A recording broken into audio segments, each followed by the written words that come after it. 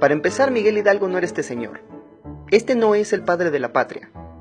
Ah, chinga, ¿cómo de que no? Te estarás preguntando. Si su cara está en todos lados. En el metro, en los libros de texto, en el billete de 1000 pesos y en esa monografía que siempre pegabas antes de copiar el texto.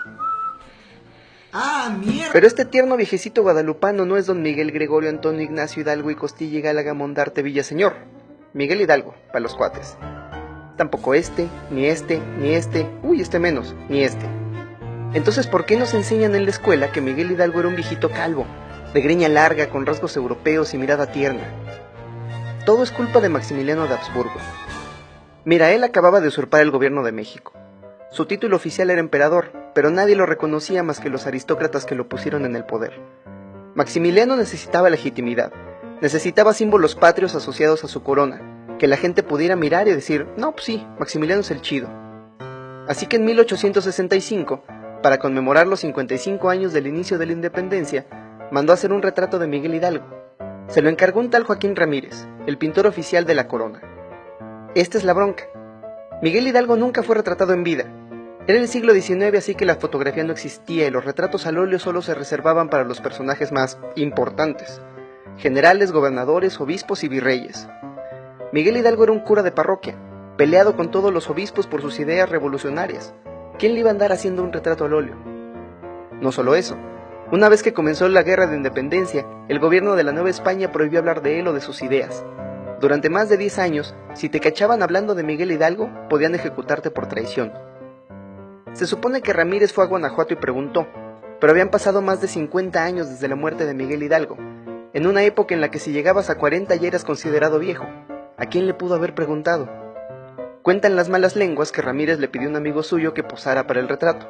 Agarró a su compa, que era un botánico alemán, y le dijo, hoy vas a ser Miguel Hidalgo. Y ¡pum! 150 años más tarde, cada 15 de septiembre los niños van y se disfrazan de un botánico de la corte de Maximiliano. Entonces, ¿cómo era Miguel Hidalgo?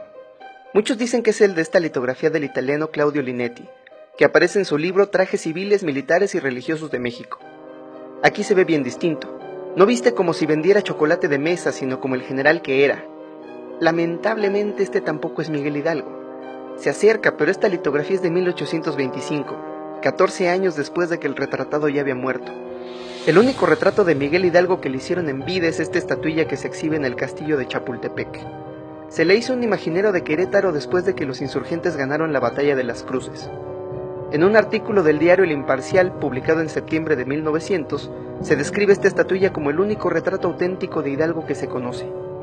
Tiene piel morena, nariz ganchuda y un traje barato. Luce más como el mestizo argüendero que era y menos como el amigo alemán de Maximiliano. Casi todo lo que nos contaron de Miguel Hidalgo es falso, como este estandarte. Aparecen todas sus representaciones, hasta parece que Miguel Hidalgo nunca salía de casa sin él. Y el caso de esta pintura en específico es bien curioso porque está expuesto justo detrás del estandarte real. La Virgen que Miguel Hidalgo cargaba en batalla era un cuadro enorme. Se la robó de la iglesia de Atotonilco en una de las primeras poblaciones que liberó. Era un cuadro gigante, pero quería este en específico porque mostraba una virgen morena como su ejército. Le puso un par de palos detrás y entre 20 indios se tomaban turnos para cargarla, porque era una imagen pesada. Los españoles tenían a su propia virgen, una virgen blanca por supuesto, pero la suya era una telita más parecida a la que hoy le atribuimos a Miguel Hidalgo. Cuando el ejército insurgente la veía decían, qué poca virgen tienen los españoles, qué poca madre, y de ahí viene la expresión. Ahí te va otra mentira de tus clases de historia que hasta el presidente se creyó. Mira este pobre señor, tirando gritos desde un balcón, tocando él mismo la campana. Nada pasó así. De entrada la casa de Hidalgo no tenía balcón. La primera arenga fue en el patio principal. Era de noche. Aldama y Allende llegaron bien preocupados porque ya les habían descubierto la conspiración. Uno decía, ya no hay que hacer nada, y el otro, Nel, hay que rebelarnos. Miguel Hidalgo les dijo, cálmense, vamos a tomarnos un chocolatito. Y de la plática surgió la famosa frase, pues no nos queda de otra más que ir a cazar gachupines. Y ahí, en el patio de la casa de Hidalgo, ocurrió la primera arenga, donde unas 50 personas se les unieron.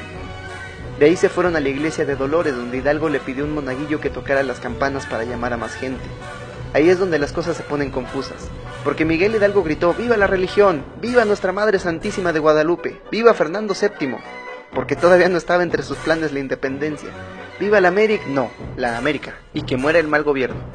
pero el pueblo solo le respondió: ¡Viva la Virgen de Guadalupe y mueran los gachupines! Ahí te va otra mentira de tus clases de historia, la más grave que te contaron. Dice tu profesor con alma de contador que Miguel Hidalgo se levantó en armas por un asunto de impuestos, que no pudo pagar, que le embargaron unas tierras, ni madres, ni los contadores dan la vida por impuestos. A la SEP se le olvida que Miguel Hidalgo era un viejo cabrón. Hidalgo era demasiado listo y viejo para ser un cura de parroquia. Estaba ahí porque siempre se estaba metiendo en pedos con sus superiores. Él solía decir que la Biblia no debe ser leída de rodillas y con devoción, hay que leerla con libertad de entendimiento. En la Nueva España, donde te quemaban si al vecino se le ocurría que eras bruja. Hidalgo era un tipo sabio. Además de español hablaba latín, como los pensadores clásicos, italiano como los renacentistas, francés como los autores de la Revolución Francesa. Pero además hablaba tarasco, náhuatl y otomí, como sus feligreses. Estaba atrapado entre dos mundos. Por un lado conocía las ideas revolucionarias más avanzadas de su época. Por el otro había visto todo el dolor que los españoles le ocasionaban a su pueblo. Su lucha era real. Miguel Hidalgo no estaba luchando por impuestos. Y era cabrón. Su ejército saqueaba las haciendas, destruía las minas. Cada que llegaba una población abría las cárceles, que solían estar llenas de indígenas y pobres. Liberaba a los presos y les decía: hijos míos, sed libres. Su justicia no es nuestra justicia. Se refería a la justicia del sistema, esa que te castiga por ser indio y por ser pobre. Por eso lo censuraron, por eso nos lo cambiaron, por eso el logo de mi delegación es un chapulín y no un viejo cabrón rompiendo cadenas, porque como dice aquella inscripción en la base de la estatua del Pípila, aún hay otras alhóndigas por incendiar. El problema es que ahí se imprimen